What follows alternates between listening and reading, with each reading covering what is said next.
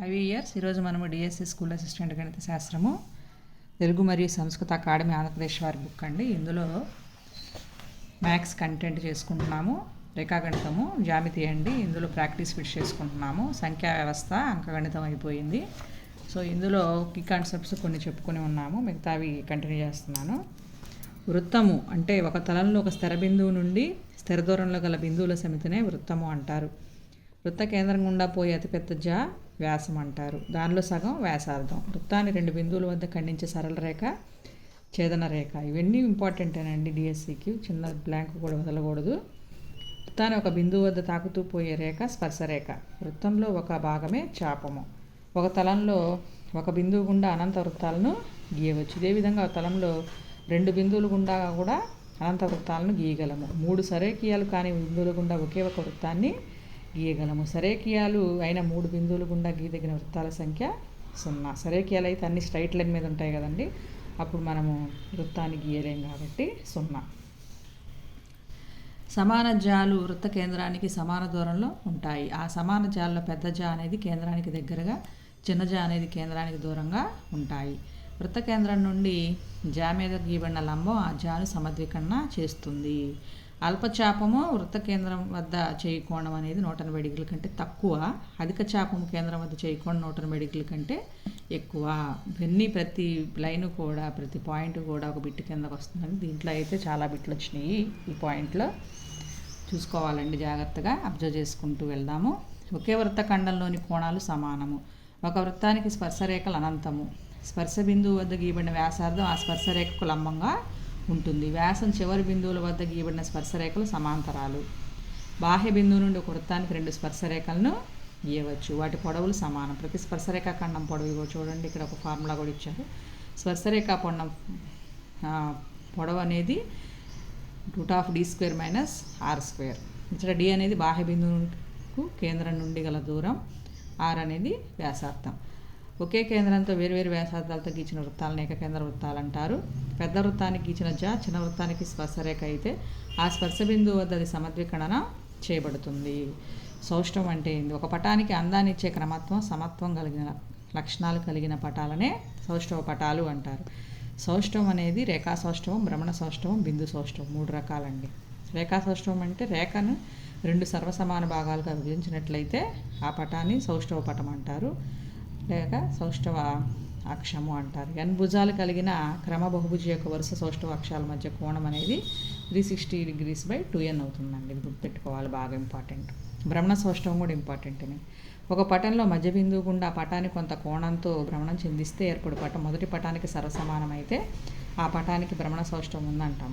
ఓ point దగ్గర వృత్తంలో మొత్తం కోణం 360 డిగ్రీలు కదండి, దాన్ని మొదటి స్థానానికి రొటేట్ చేసినట్లయితే అదే ఆ ఆకారం కనపడినట్లయితే దాన్ని భ్రమణ సౌష్టవం అంటారు. ఆ మధ్య బిందువుని భ్రమణ సౌష్టవ కేంద్రం అంటారు. ఏదైనా ఒక పటానికి భ్రమణ సౌష్టవం ఉందని అంటాము.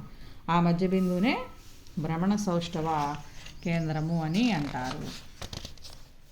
ఏదైనా ఒక పటాన్ని ఏకనీస కోణంతో భ్రమణం చేసినప్పుడు అది పూర్తిగా తొలి స్థితికి పోలి ఉంటుందో ఆ కోణాన్నే భ్రమణం సౌష్టవ కోణము అంటారు.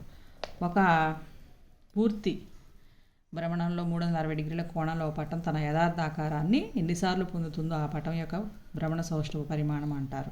భ్రమణ సౌష్టవ పరిమాణం వచ్చి 360 డిగ్రీలు / భ్రమణ సౌష్టవ కోణం అండి, గుర్తుపెట్టుకోవాలి.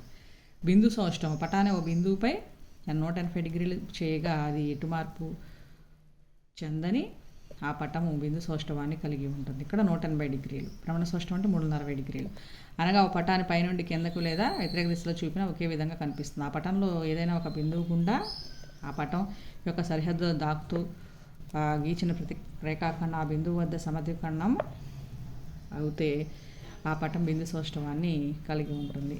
నెక్స్ట్ త్రిమితీయ ఆకారాలండి. పొడవు వెడల్పు ఎత్తు అని 3 కొలతలు కలిగి ఉండి 3 డైమెన్షనల్ 3 దిశల్లో విస్తరణ చెందిన ఘనాకార పటాలని త్రిమితీయ ఆకారాలు అంటారు. ఇవి 2 రకాలు: బహుముఖి పలకము, బహుముఖేతర పలకము. సమతలంగా ఉన్న అనేక ముఖాలను కలిగిన వస్తువుల్ని బహుముఖి అంటారు. వీటిని ఆయిలర్ ప్రతిపాదించిన సూత్రం వచ్చింది కదండి, ఇది ప్రాక్టీస్ బిట్లు చేసేటప్పుడు వచ్చింది formula. f+b=v e+2, f+v=e+2. f అంటే ముఖాల సంఖ్య ఫేసెస్, v అంటే వర్టిసెస్ శీర్షాల సంఖ్య, e అంటే అంచుల సంఖ్య ఎడ్జెసెస్. ఉదాహరణకు దీర్ఘగణము, పట్టకము, పిరమిడ్. వక్రతలాలను ముఖాలుగా కల వస్తువులను బహుముఖేతర ఫలకము అంటారు. ఉదాహరణకు స్తూపము, శంకు, గోళము. ద్వితీయ ఆకారాల యొక్క ద్వితీయ నమూనాలని వాటి యొక్క వల చిత్రాలు అంటారండి. ఇది కూడా ఇంపార్టెంట్ బిట్.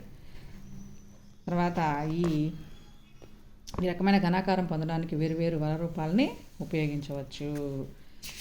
సో నెక్స్ట్ ఈ చాప్టర్ నుంచి 2-3 బిట్స్ వస్తాయండి కంపల్సరీగా. ఈ రోజుతో ఈ వీడియోతో ఈ అధ్యాయం కంప్లీట్ చేసుకుంటున్నాము. సో రేపటి నుంచి నెక్స్ట్ అధ్యాయంకి వెళ్దాము. సో లాస్ట్ సెక్షన్ చూడండి. ఒక త్రిభుజ భుజాలు 45 సెంటీమీటర్లు, 60 సెంటీమీటర్లు, 70 సెంటీమీటర్లు అయితే ఆ త్రిభుజంలో మిక్కిలి వద్ద ఉన్నతి పొడవు వచ్చి ఫార్ములా a+b+c/3 అండి. 45 + 60 + 70/3 వేస్తే మనకి 60 వస్తుంది. 6 సెంటీమీటర్ల భుజంగా గల సంబాహు త్రిభుజంలో అంతర్లిఖించబడిన వృత్త వ్యాసార్థం అన్నారు. ఈ విధంగా సంబాహు త్రిభుజం వేసుకొని వృత్తం వేసుకుంటే మనకి ఇక్కడ G అనేది గురుత్వ కేంద్రం అవుతుంది. 2:1 నిష్పత్తిలో విభజిస్తుంది కాబట్టి అది ఒక భాగం x అనుకుంటే 2 భాగాలు 2x + x 3x అవుతుందండి. అంటే సంబాహు త్రిభుజం ఎత్తు అని వచ్చి మనకి ఫార్ములా √3/2a.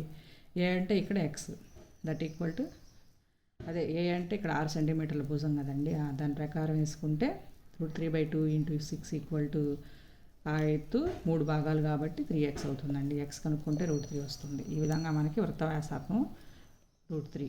క్రింది వారిలో భ్రమణ సౌష్ఠవం ఉండని ఆకారం ఏంటి? ఇవన్నీ చతురస్రం కానీ, వృత్తం కానీ, క్రమశబ్దం కానీ మొత్తం పూర్తి రొటేషన్ తర్వాత, పూర్తి భ్రమణం తర్వాత తిరిగి వాటి ఆకారాలను పొందుతాయి. కానీ చతుర్భుజం మాత్రం పొందదు. ఆంగ్ల భాషలోని పెద్ద అక్షరాలు రేఖా సౌష్ఠవం గల అక్షరాల సంఖ్య వచ్చేసి రాసుకుంటే మనకి ABCDలో ఇవన్నీ సెలెక్టెడ్ అండి. M అనేది రేఖా సౌష్ఠవం కలిగి ఉంటుంది. అట్లాగే IBEHTUCOSVNWZ. క్రమ అష్టభుజి యొక్క భ్రమణ సౌష్ఠవ పరిమాణం వచ్చేసి అష్టభుజి కాబట్టి 8. క్రింది వాళ్ళ వృత్తాన్ని అంతర్లిఖించగల చతుర్భుజాలు వచ్చేసి మనకి సమాంతర చతుర్భుజము, దీర్ఘ చతురస్రం రావండి, చతురస్రము, రాంబస్ వస్తాయి. పక్క పటంలో ఓ కేంద్రంగా గల వృత్తానికి P అనే బాహ్య బిందువు నుండి గీచిన స్పర్శరేఖలు PAPB. వృత్త వ్యాసార్థం 3 సెంటీమీటర్లు అయితే PAOB వైశాల్యం ఎంత అన్నారు. దీన్ని జాగ్రత్తగా డయాగ్రామ్ ఇచ్చారు వాళ్ళే. జాగ్రత్తగా మన మెజర్మెంట్స్ అరేంజ్ చేసుకుంటే ఇది 30 degrees అవుతుంది. 60లో సగం చేస్తే 30, 30, 90, 90 + 30 120 కాబట్టి ఇక్కడ 60 వేసాము. తర్వాత tan 60 అంటే x/3, √3 = x/3. x వాల్యూ వచ్చేసి మనకి 3√3 అవుతుందండి. అప్పుడు PAOB వైశాల్యం ఏమవుతుందండి మనకి? PAOB వైశాల్యం వచ్చేసి 1/2 × 3 × 3√3 అంటే 9√3/2. అది 2 times వేసుకుంటే 9√3 + 9√3/2 వచ్చేసి 9√3 అవుతుందండి. క్రింది వారిలో దీర్ఘగణం యొక్క వలచిత్రం కానిదేది? ఇవన్నీ మనం జాగ్రత్త చూసుకుంటే ఒకసారి పేపర్ పీసెస్ తీసుకుని ట్రై చేస్తే మనకి అబ్జర్వ్ చేసుకుంటే by keen observation we can get this అండి. థర్డ్ వన్ పొందుతాము. నెక్స్ట్ 52 వచ్చి పక్క పటం నుండి పంచభుజి వైశాల్యం అన్నారు. పంచభుజి వైశాల్యం వచ్చి ట్రయాంగిల్ ABG వైశాల్యం అవుతుందండి. ఇది కూడా మనము మన ఇష్టం వచ్చిన కొలతలు తీసుకొని దాని ప్రకారం చేసుకుంటే, లేకపోతే పీసెస్ తీసుకొని కట్ చేసినా మనకి ఇది ఆన్సర్ వస్తుందండి. ఇది కూడా బై కీన్ అబ్జర్వేషన్ అండి. నెక్స్ట్ ఒక చతుర్భుజం యొక్క వైశాల్యం A1, దాని మధ్య బిందువులను కలపగా ఏర్పడిన చతుర్భుజ వైశాల్యం A2, మళ్ళీ రెండో చతుర్భుజ భుజాల బిందువులను కలపగా ఏర్పడిన చతుర్భుజం, మూడో చతుర్భుజ భుజాల మధ్య బిందువులు, అలా ఎక్సెట్రా A1 = 192 చదరపు సెంటీమీటర్లు అన్నారు. కాబట్టి ఇక్కడ 192 ఫస్ట్ 192/2, తర్వాత 96/2, 48/2, 24/2, 12/2, 6/2, 1 2 3 4 5 6 7 6/2 అంటే 3 వస్తుందండి. ఈ విధంగా చేయాలి. నెక్స్ట్ ఒక త్రిభుజంలో గల 3 కోణాల బాహుళకం 45 degrees అయినా అది ఏ త్రిభుజం అవుతుందండి? బాహుళకం అంటే ఎక్కువసార్లు రిపీట్ అయిన నెంబర్ 45 degrees రావాలి. అప్పుడు 45 45 వేసామనుకోండి, అప్పుడు మిగతాది 90. అప్పుడు అదే త్రిభుజం అవుతుంది. లంబకోణ సమద్విబాహు త్రిభుజం అవుతుంది.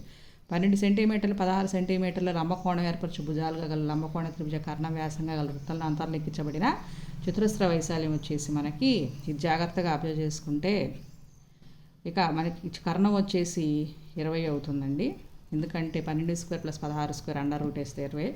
అది చతురస్రంలో కర్ణం అనేది దాని భుజానికి √2 రెట్లు ఉంటుంది కాబట్టి √2x = 20. x వాల్యూ వచ్చేసి 20/√2. చతురస్ర వైశాల్యం భుజము ఇంటూ భుజము కాబట్టి 20/√2 × 20/√2 వచ్చేసి మనకి 200 వస్తుందండి. నెక్స్ట్ పక్క పటంలో AD మధ్యగతము, G గురుత్వ కేంద్రం మరియు ట్రయాంగిల్ ABD వైశాల్యం 18 చదరపు సెంటీమీటర్లు అయిన ట్రయాంగిల్ AEG వైశాల్యం ఎంత అన్నారు. దీనికి నేను చేస్తే 12 వస్తుందండి, కానీ వాళ్ళు ఆన్సర్ 8 ఇచ్చారు.